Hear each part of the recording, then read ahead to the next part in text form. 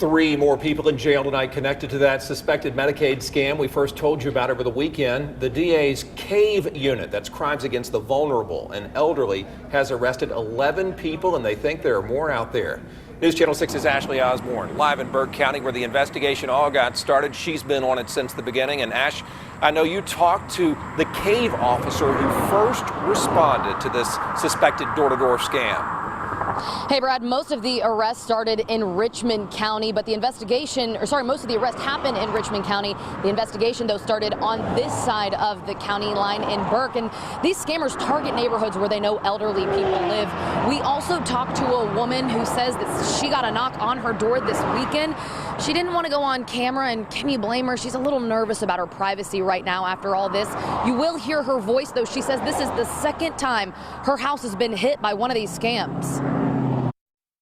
It seemed okay. It seemed normal. This woman is a cancer survivor. Had I never had cancer, I probably would say, oh, excuse me, I don't think so. The first time someone came to her house was about 2 months ago. A man said he would swab her mouth for an ancestry test and needed her information. Because you've already been through the ringer medically. It didn't scare me. So I said, fine, swipe me. And he swiped. And when the other guy came, I said, no, been there, done that. And he was like, okay, and he left. The second guy was here in this neighborhood off Pilgrim Way this Saturday, and that's when Burke County Deputy Heather Bryant showed up. These people really thought they were legit. Why?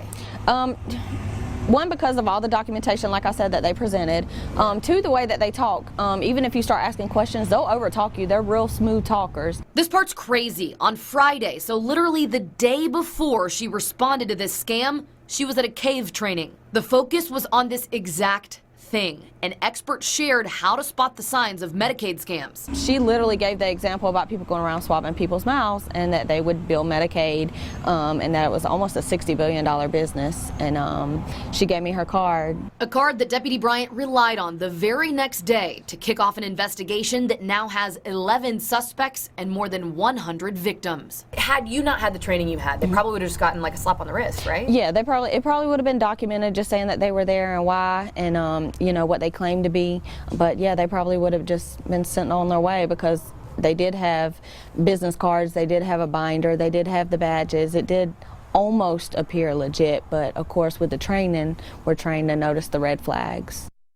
I'm going to break down the three main red flags she says tipped her off to this scam on News Channel 6 tonight at 6. And 9 of the people arrested, not even from here, they're from out of state.